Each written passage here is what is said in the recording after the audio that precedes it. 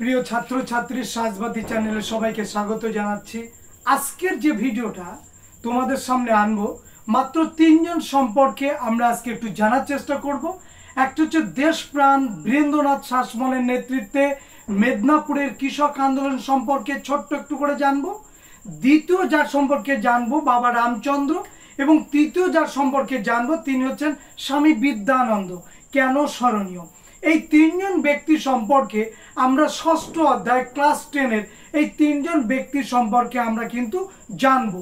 তো প্রথমে যার সম্পর্কে জানার চেষ্টা করব তিনি হচ্ছেন দেশপ্রাণ বীরেন্দ্রনাথ শাসমল। তো বীরেন্দ্রনাথ শাসমল কি জন্য বিখ্যাত, বা বীরেন্দ্রনাথ শাসমলকে কেন দেশপ্রাণ উপাধি দেওয়া হচ্ছে, এইগুলো একটু জেনে নিই। কেমন?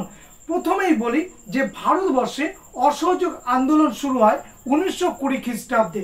1920 খ্রিস্টাব্দে ভারতবর্ষে প্রথম সর্বভারতীয় এই বিশাল ভারতবর্ষব্যাপী প্রথম যে অসহযোগ আন্দোলন হয় সেটা হচ্ছে 1920 খ্রিস্টাব্দে। তার আগে আমরা কি দেখেছি? তার আগে আমরা বিভিন্ন যে উপজাতি বিদ্রোহ দেখেছি, আমরা কৃষক বিদ্রোহ দেখেছি, তাই না? সেগুলো হচ্ছে সন্ন্যাসী ফকির বিদ্রোহ, চুয়ার বিদ্রোহ, ভিল বিদ্রোহ, মুন্ডা বিদ্রোহ, তারপর ওয়াবি আন্দোলন, ফরাজি আন্দোলন, এগুলো দেখেছি। কিন্তু এর আগে অর্থাৎ 1920-র আগে আর তিনটে আমরা আন্দোলন দেখলাম। তিনটেই কিন্তু আঞ্চলিক আন্দোলন, এবং তিনটে আন্দোলনই পরিচালিত হয়েছিল যার নেতৃত্বে তিনি কিন্তু মহাত্মা গান্ধী। তো মহাত্মা গান্ধী প্রথম যে তিনটে আন্দোলন করলেন, দুটো হচ্ছে গুজরাটে, একটা হচ্ছে বিহারে। বিহারের চম্পারণে তিনকাঠিয়া ব্যবস্থার বিরুদ্ধে বা ওইখানকার চাষিদের ওপর যে নির্যাতন হচ্ছে তার প্রতিবাদে আমরা দেখব বিহারে চম্পারণে কৃষিদের নিয়ে কৃষক আন্দোলন, এবং তারপরে আমরা দেখব গুজরাটে খেদা জেলার কৃষকদের নিয়ে আন্দোলন করছেন, এবং তারপরে দেখব যে আহমেদাবাদে তিনি আন্দোলন করছেন সুতাকাল শ্রমিকদের নিয়ে। তাহলে এই যে তিনটে আন্দোলন হলো, এবং এই তিনটে আন্দোলনই কিন্তু তিনটে সফল পুরুষ, এবং এই যে সত্যাগ্রহের আদর্শ বুকে নিয়ে বিনা অস্ত্রে, বিনা রক্তপাতে, বিনা যুদ্ধে, বিনা গুলিতে মানুষের প্রাণহানির হলো না, কিন্তু আন্দোলনের সফলতার মুখ দেখলো। এটা কিন্তু আমরা দেখলাম 1918 সাল পর্যন্ত। এরপর 1918 সালের পর আমরা কি দেখব? কংগ্রেস মহাত্মা গান্ধীর কাছে আসবে, অর্থাৎ মোহনদাস করমচাঁদ গান্ধীর কাছে আসবে। এসে কি বলবে? যে আপনি ভারতবর্ষের রাজনীতির দায়িত্ব নিন, ইংরেজদের কাছে দাবি দেওয়ার দায়িত্ব নিন, সর্বভারতীয় রাজনীতির আন্দোলনের আপনি দায়িত্ব নিন, আমরা আপনার পাশে আছি। তারপরে আমরা কি দেখলাম? যে কলকাতা অধিবেশনে লালা লাজপত রায়ের নেতৃত্বে সিদ্ধান্ত হলো সর্বভারতীয় প্রথম যে আন্দোলন হবে সেটা হচ্ছে অসহযোগ আন্দোলন 1920 সালে। এবারে আসি সেই 1920 সালে বীরেন্দ্রনাথ শাসমল কি কারণে বিখ্যাত হয়ে আছে। এইখানটায় অর্থাৎ অসহযোগ আন্দোলনকালে দেশপ্রাণ বীরেন্দ্রনাথ শাসমলের নেতৃত্বে বাংলার মেদিনীপুর জেলায় আমরা দেখেছি, এটা হচ্ছে বাংলা, আমাদের পশ্চিমবঙ্গ, এখান থেকে শুরু হচ্ছে পশ্চিমবঙ্গ। এই বাংলার মেদিনীপুর জেলায় আমরা দেখছি যে বীরেন্দ্রনাথের শাসমলের নেতৃত্বে এখানে কৃষক আন্দোলন প্রচন্ড পরিমাণে শক্তিশালী হয়ে উঠবে এইখানটায়। ক্লিয়ার? তাহলে বাংলাতে কৃষক আন্দোলন কে করছেন? বীরেন্দ্রনাথ শাসমল। কখন? 1920 সালে, অর্থাৎ অসহযোগ আন্দোলন কালে। এবং কার নেতৃত্বে? বীরেন্দ্রনাথ শাসমলের নেতৃত্বে। প্রথম বিশ্বযুদ্ধজনিত আমরা যে সমস্ত কর ভার কৃষকদের ওপরে চাপিয়ে দেওয়া হয়েছিল সেটা আমি দেখলাম কারণ হিসাবে। অর্থাৎ বীরেন্দ্রনাথ শাসমল এই বাংলাতে যে যে কারণের জন্য তিনি কৃষক আন্দোলন করলেন সেই কারণগুলো কি? 1 নম্বর, প্রথম বিশ্বযুদ্ধ জনিত কারণে আমরা ঋণের জালে জর্জরিত হলাম ব্রিটিশদের জন্য। আমরা প্রথম বিশ্বযুদ্ধে যেতে চাইনি, ব্রিটিশরা আমাদেরকে প্রথম বিশ্বযুদ্ধে জড়িয়ে দিয়েছে। টোপ হিসাবে আমাদের সামনে বলেছিল কি স্বায়ত্তশাসন দেব। মহাত্মা গান্ধী তিনি বিশ্বাস করলেন এবং ব্রিটিশকে সাহায্য করলেন অর্থ দিয়ে, সেনা দিয়ে। ক্লিয়ার? ঠিক সেইখানে দাঁড়িয়ে আমরা দেখলাম প্রথম বিশ্বযুদ্ধ শেষ হলো 1918 সালে।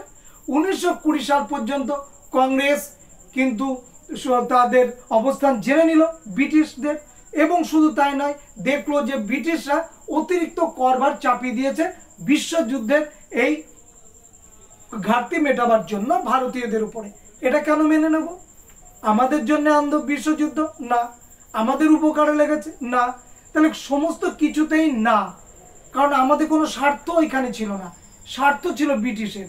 ব্রিটিশরা প্রতিশ্রুতি দিয়েছিল স্বায়ত্তশাসন দেব, আমরা ভালোবেসে, কংগ্রেস ভালোবেসে তাদের দাবিগুলো মেনে নিয়েছিল, যার জন্য ভারতীয়রা ওদের হয়ে লড়লো বিদেশের রণাঙ্গনে। উল্টে দেখা গেল যে প্রথম বিশ্বযুদ্ধের পর আমাদের ঋণের জালে জর্জরিত করলো, রাজস্বের জালে জর্জরিত করলো, এবং শুধু তাই নয়, দ্রব্যমূল্যের দাম দ্বিগুণ হারে বেড়ে গেল। শুধু কি তাই নয়, বেকার হলো, অনেক কলকারখানা বন্ধ হয়ে গেল, অনেক শ্রমিক কাজ হারালো। এইগুলো কি আমরা মেনে নেব? কখনোই না। বাংলার মাটি দুর্জয় ঘাটি, Bangla think today, India think tomorrow. প্রতিবার আমরা বলি, প্রতিনিয়ত বলি, বাংলা আজ যে ভাবে, ভারতবর্ষ কাল তা ভাবে, বাংলায় পথ দেখায়। তাহলে সেই বাংলার এই মানুষ এটা কি মেনে নেবে?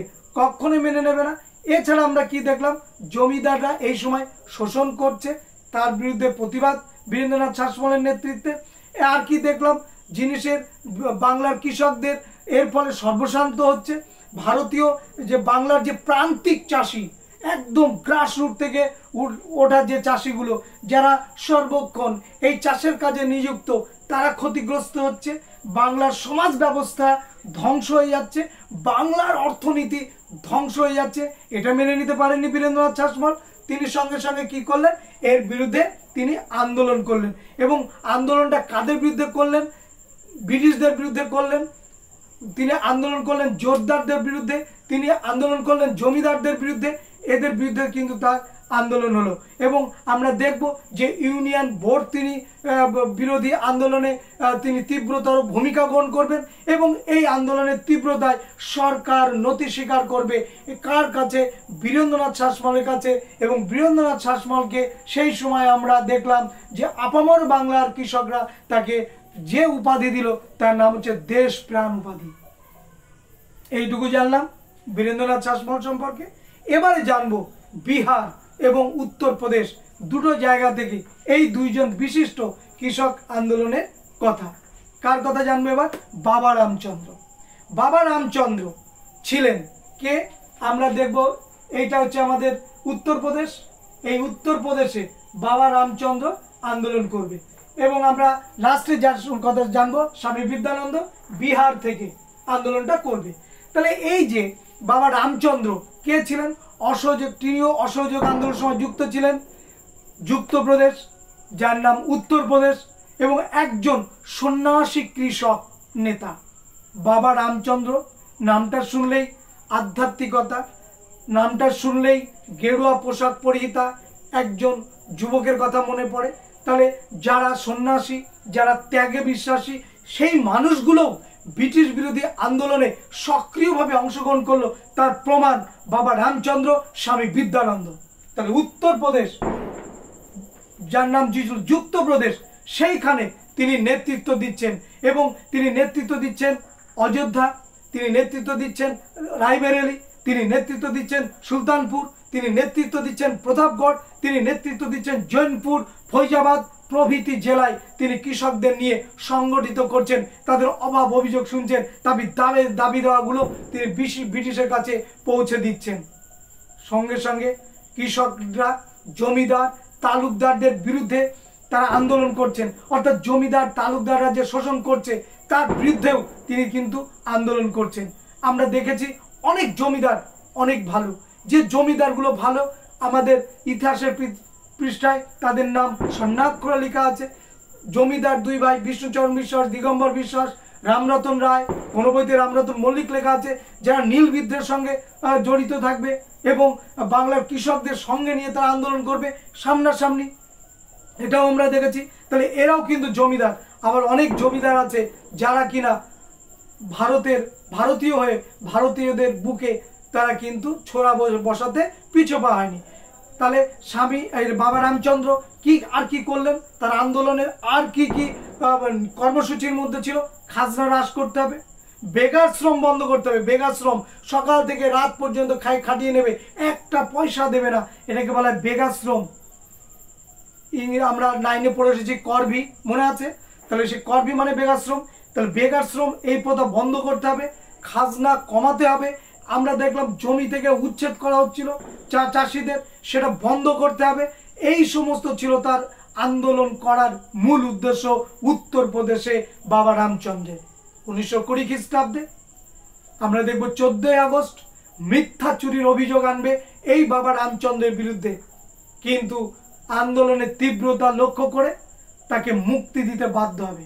তাহলে এই যে ফাঁসানো জিনিসটা, যে আমি যা করিনি সেটাকে ব্রিটিশরা চাপিয়ে দিয়ে আমাকে জেলখানায় ভরবে, আন্দোলনকে স্তব্ধ করবার জন্যে, আন্দোলনের গতিকে হ্রাস করবার জন্যে, আন্দোলনের অভিমুখকে চেঞ্জ করবার জন্যে, আন্দোলনের নেতাদের মিথ্যা মামলায় অভিযোগ এনে তাদেরকে গ্রেপ্তার, এটা কিন্তু ব্রিটিশ আমলেও আমরা দেখলাম। সুতরাং বিপ্লবীদের বিরুদ্ধে এই রকম মিথ্যা মামলার অনেক অজুহাত কিন্তু আমরা দেখেছি যে হাজী শরীয়তুল্লাহর ছেলে মোহাম্মদ মুহসিন, তাকে আমরা কি দেখেছি যে বাহাদুরপুরে তিনি যখন আন্দোলনটা করছেন অনেকবার তাকে ফাঁসানোর চেষ্টা হয়েছে, অনেকবার তাকে গ্রেপ্তার করা হয়েছে, কিন্তু জেল দিতে পারেনি, কারণ একটাও সাক্ষী পাওয়া যায়নি। তাহলে এখানেও আমরা দেখব যে এই আন্দোলনের জনপ্রিয় ব্যক্তি, যিনি আন্দোলনটাকে সমগ্র উত্তরপ্রদেশে ছড়িয়ে দিচ্ছেন, বাবা রামচন্দ্র, তার বিরুদ্ধে মিথ্যা চুরির অভিযোগ এনেও ব্রিটিশ সরকার কিন্তু তাকে তাদের জালে জড়াতে পারেনি। এবং আন্দোলনের তীব্রতায়, আন্দোলনই পারে আন্দোলনটাকে আরো শক্তিশালী করতে, আন্দোলনের তীব্রতায় কিন্তু দেখা গেল বাবা রামচন্দ্রকে তারা মুক্তি দিল। এবং যুক্তপ্রদেশের কৃষক আন্দোলনে তিনি চিরস্মরণীয় হয়ে আছেন। এই হচ্ছে যুক্তপ্রদেশ, এখানে তিনি স্মরণীয় আছেন। ইতিহাস যতদিন থাকবে, বাংলার কৃষক আন্দোলন যতদিন ইতিহাসে থাকবে, ততদিন তিনি স্মরণীয় হয়ে থাকবেন, এই বিখ্যাত যোগী মানুষটি। এবারে আসি যার কথা বলবো, সেটা হচ্ছে বিহার স্বামী বিদ্যানন্দ। তিনিও ত্যাগী মানুষ, সন্ন্যাসী মানুষ, ত্যাগী করে গেলেন সারা জীবন ধরে কৃষকদের জন্য। আমরা দেখছি যে এই সন্ন্যাসীরাও ত্যাগ স্বীকার করছেন। কি দেখব, স্বামী বিদ্যানন্দ ছিলেন বিহারের একজন জনপ্রিয় কৃষক নেতা। আমরা মূলত স্বামীজিদের দেখি রামকৃষ্ণ মিশন মঠে, বেলুর মঠে, তাই তো আমরা এইসব জায়গায় তাদেরকে দেখি, কিন্তু তা নয়। এই আধ্যাত্মিকতার জায়গা ছেড়েও বেলুর মঠ, রামকৃষ্ণ মিশন, তার বিভিন্ন শাখা সংগঠনে যে সমস্ত যোগী মহারাজরা থাকেন, ঠিক তেমনি এই স্বামী বিদ্যানন্দ, তাকেও আমরা দেখলাম তিনি ওই আধ্যাত্মিকতার জগৎ থেকে বেরিয়ে এসে বাস্তবের মাটিতে, বাস্তবের এই সমস্ত যিশুদের তিনি বাঁচাচ্ছেন। কোন যিশুরা? যারা ব্রিটিশ সরকারের নির্যাতনের ওই দাবানলে যারা জ্বলছে, সেই সমস্ত যিশুদের, যারা প্রতিনিয়ত ব্রিটিশ সরকারের অত্যাচারে অত্যাচারিত হচ্ছে, লাঞ্ছিত হচ্ছে। যিশুকে আমরা দেখেছি ক্রুশবিদ্ধ অবস্থায়, ক্রুশের তাকে আমরা দেখেছি পেরেক পুঁতে দিচ্ছে এইখানটায়, 2 হাতে পায়ে। ঠিক এইখানে কৃষকদের পেরেক পুঁতে দিচ্ছে ব্রিটিশ সরকার। খাজনা, অতিরিক্ত খাজনা, দ্রব্যমূল্য বৃদ্ধি, কৃষকের ন্যায্য ফসলের দাম না পাওয়া, এইগুলো দেখলেন স্বামী বিদ্যানন্দ। দেখে তিনি শুরু করলেন বিহারে নেতৃত্ব দিচ্ছেন, বিহারে স্বামী বিদ্যানন্দ। এবং দেখব যে প্রথম বিশ্বযুদ্ধ জনিত কারণে এখানেও দ্রব্যমূল্য বৃদ্ধি পেয়েছে, বেকার বৃদ্ধি পেয়েছে, কৃষকদের ন্যায্য দাম পাচ্ছে না, ফসলের যে ন্যায্য যে দাম সেটা পাচ্ছে না, এবং নিত্য প্রয়োজনীয় জিনিসের দ্রব্যমূল্য বেড়ে যাচ্ছে। এইটাকে লক্ষ্য করে ঠিক তেমনি যেমনটি করেছিলেন রামচন্দ্র, বাবা রামচন্দ্র, ঠিক তেমনি স্বামী বিদ্যানন্দ তিনিও আন্দোলন শুরু করে দিলেন। তার সঙ্গে আরেকটু জুড়ে দিলেন আন্দোলনের কর্মসূচির মধ্যে গোচারণ ভূমি, জঙ্গল থেকে কাঠ সংগ্রহ করার অধিকার থেকে বঞ্চিত করা, এবং জমিদারদের জুলুমবাজি। তাহলে জুলুমবাজি জমিদারদের, যে সমস্ত মানুষগুলো গোচারণ ভূমি ছিল, প্রচুর পরিমাণে অনাবাদি জমি পড়ে থাকতো, এখন তো অনাবাদি জমি নেই, সবই আবাদি জমি, সবই 3 ফসলি। আগেকার দিনের মতো 1 ফসলি, 2 ফসলি, 3 ফসলি এরকম বিভিন্ন ভাগ ছিল। যাক, সে কথা আসবো পরে। যেটা রাজস্ব মন্ত্রী টোডরমল আকবরের আমলেই তিনি জমি জরিপ করে রাজস্ব নির্ধারণ করেছিলেন, কিন্তু আজকে রাজস্ব নির্ধারণ করা লাগে না, সব জমি এখন সমান মূল্য। কারণ ম্যাক্সিমাম জমি ভারতবর্ষের এখন সারা বছরই কোনো না কোনো চাষ হয় সবুজ বিপ্লবের দৌলতে। ঠিক তেমনি আমরা দেখছি এখানে গোচরণ ভূমি ছিল প্রচুর, যেখানে চাষ হতো না, সেখান থেকে অধিকার ছেড়ে দেয়। জঙ্গল থেকে যে মধু এবং কাঠ সংগ্রহ করত আদিবাসী জঙ্গলমহলের মানুষেরা, তাদেরকে সেখান থেকে উৎখাত করছে, তারাও কিন্তু আন্দোলনে নেমে গেল। স্বামী বিদ্যানন্দের নেতৃত্বে তারা কোথায় কোথায় আন্দোলন করলো, দ্বার ভাঙা, তারা আন্দোলন করছে মুজফ্ফরপুরে, আন্দোলন করছে ভাগলপুরে, আন্দোলন করছে বিহারের পূর্ণিয়াতে, আন্দোলন করছে মুঙ্গের জেলার কৃষক। তাহলে এই আন্দোলনগুলো করছে কার নেতৃত্বে? স্বামী বিদ্যানন্দের নেতৃত্বে। 1919 থেকে 1920 খ্রিস্টাব্দ পর্যন্ত কৃষক আন্দোলন গড়ে ওঠে বিহারে, এবং এই আন্দোলনের কাণ্ডারি স্বামী বিদ্যানন্দ। এবং এই আন্দোলনকে দমন করতে গিয়ে সরকারকেও কিন্তু সংঘর্ষ করতে হয়েছিল এই বিহারের কৃষকদের শ্রেণীদের সঙ্গে। এইভাবে তিনি স্মরণীয় আছেন স্বামী বিদ্যানন্দ। তাহলে স্বামী বিদ্যানন্দ শুধু বিহারের কৃষক আন্দোলনের তিনি কিন্তু প্রধান নেতা নয়, তিনি বিহারকে সামনে রেখে সারা ভারতবর্ষব্যাপী তার আন্দোলনের প্রভাবিত হয়ে আমরা দেখব অন্যান্য প্রদেশেও এই আন্দোলনটা ছড়িয়ে পড়ে। আজকে আমরা এই ভিডিওতে এই তিনজন ব্যক্তি সম্পর্কে জানলাম। অবশ্যই আমাদের জানতে হবে, কারণ সামনে আমাদের মাধ্যমিক পরীক্ষা। কোন প্রশ্ন আসবে, কোন প্রশ্ন আসবে না তুমিও জানো না, আমরাও জানি না, কিন্তু প্রস্তুত করে যাব, পরীক্ষা হলে হাসি মুখে পরীক্ষাটা দিয়ে আসবো। সবাইকে ধন্যবাদ, দেখা হবে আমাদের অন্য কোনো ভিডিওতে।